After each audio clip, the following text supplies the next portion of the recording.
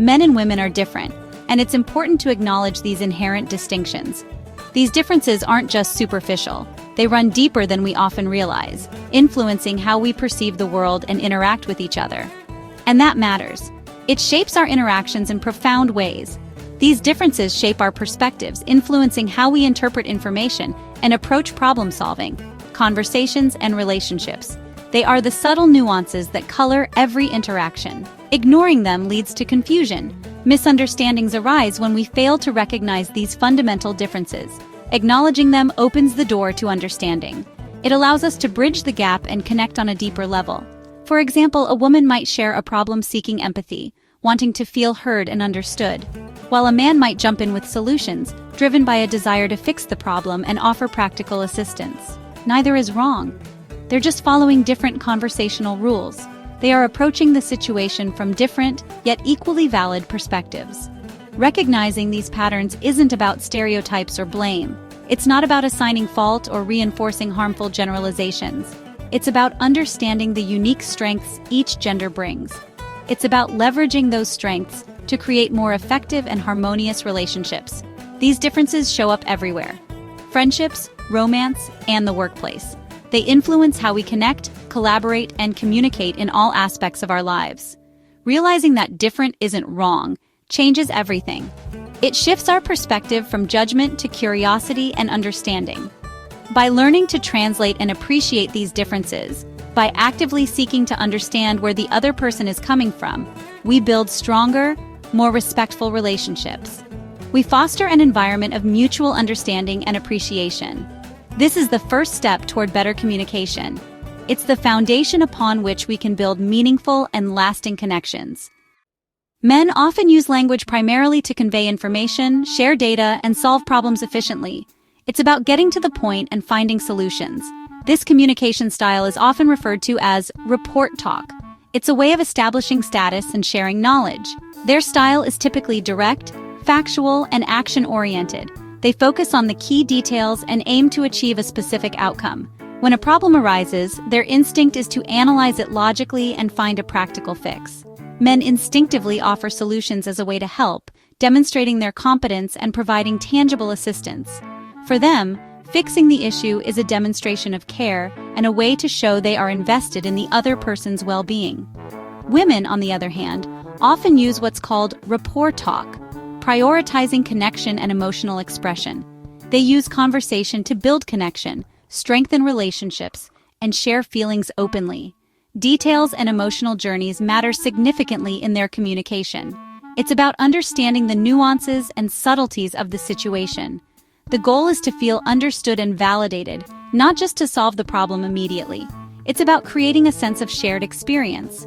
A woman might share a story about her day, not necessarily seeking a solution, but rather seeking empathy, validation, and a sense of shared understanding, not just advice.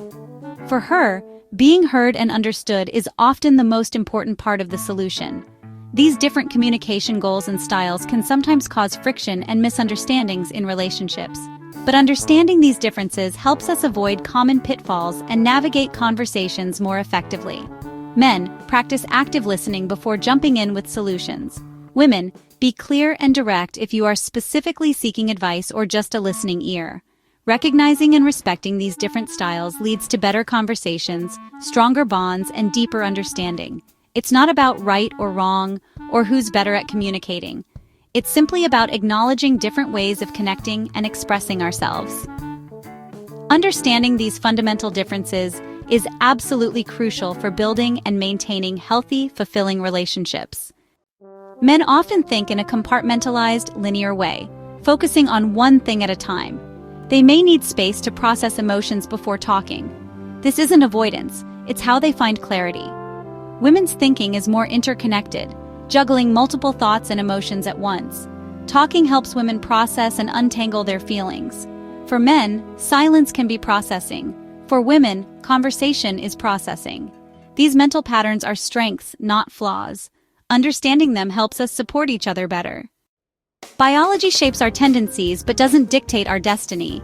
Testosterone drives competitiveness and action in men. Estrogen supports bonding and communication in women.